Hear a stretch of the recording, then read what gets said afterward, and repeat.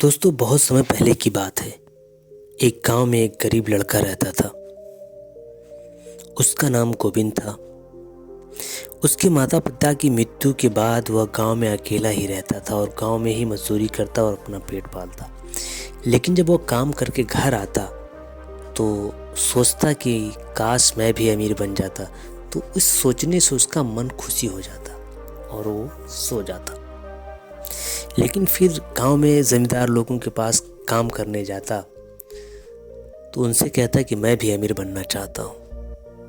वो लोग कहते कि तुम गरीब के बेटे हो, तुम कैसे अमीर बन सकते हो। उसका मन दुखी हो जाता।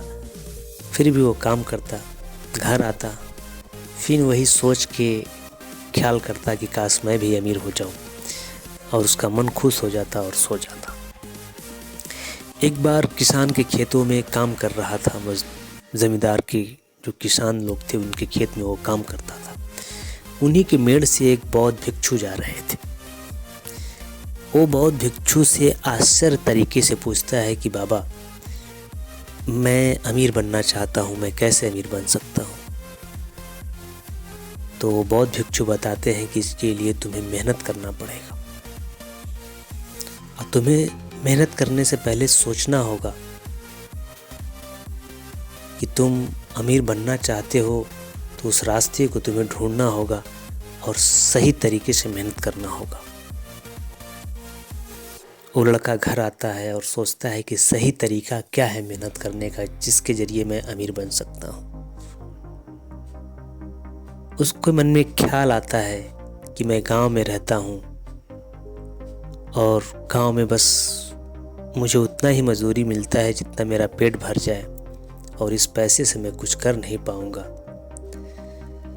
उसके मन में ख्याल आता है और वो शहर निकल जाता है, और शहर जाके एक व्यापारी, कपड़े का दुकान, कपड़े का व्यवसायी था, उसके घर उसके जाता है और कहता है कि मुझे काम करना है। व्यापारी बोलता है कि भाई पहले काम किए हो? उस बोला कि नहीं, मैं पहले काम तो नहीं किया हूँ, मैं खेत का काम करता था। बोला कि तुम रखूँगा लेकिन पैसे कम दूंगा। लड़का बोला ठीक है, हमको रख लीजिए। वो कपड़े में लड़का काम करने लगा, और वो बौद्ध भिक्षु की बात उसके मन में था। मेहनत और सच्चाई और किस तरीके से अमीर बनना है, उसके मन में वो बार बार वो बातें गूंजती रहती थी। वो बहुत मेहनत से काम करता है और उस वहाँ सबसे अच्छा वर्कर में गिना जाता है। और जब उसका मालिक एक दिन बीमार पड़ता है तो उसको लगता है कि लड़का मुझसे कहता है कि मुझे काम करना है, मुझे अमीर भी बनना है। वो बोलता है कि ऐसा है कि तुम अब अपना व्यवसाय कर सकते हो, तुम्हारा ये पैसा है, तुम चाहो तो इससे व्यापार कर सकते हो। वो लड़का अब उस काम में बहुत माहिर हो चुका था और वो कपड़े का व्यापारी का काम शुरू किया। धीरे धीरे वो उसके पास पैसे आने लगे और वो अमीर आदमी बन गया। फिर वो सोचता है कि मैं अपने गांव घर चलूं। अपने गांव आया। उसके गांव के लोग देख कर बहुत आश्चर्यचकित होते हैं कि लड़का, गरीब का लड़का कैसे इतना बड़ा अमीर बन गया।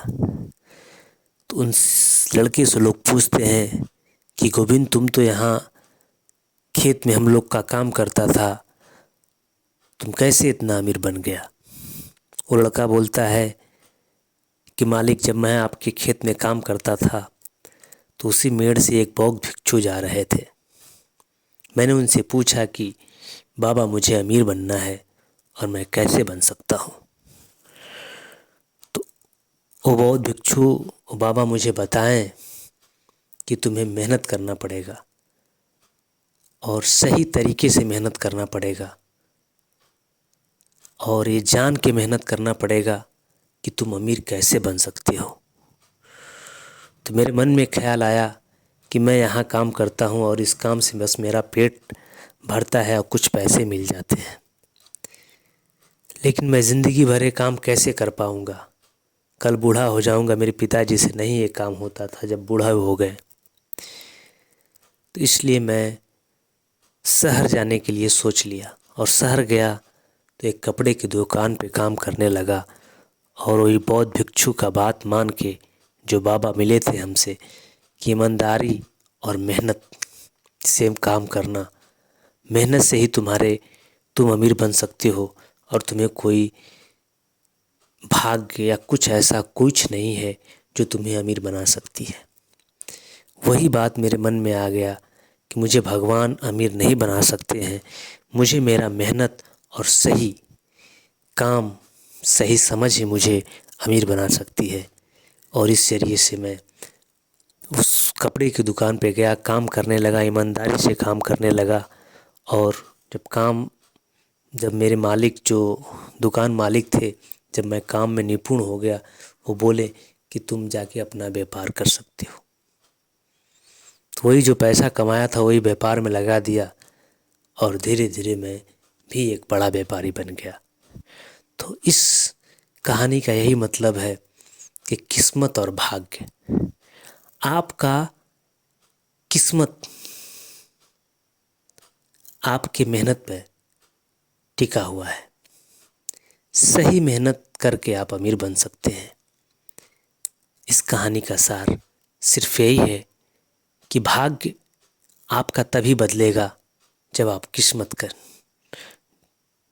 किस्मत और भाग्य आपका तभी बदलेगा जब आप मेहनत करेंगे।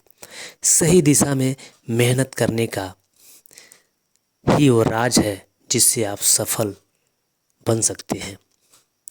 इसी के साथ सभी को जय हिंद, जय भारत।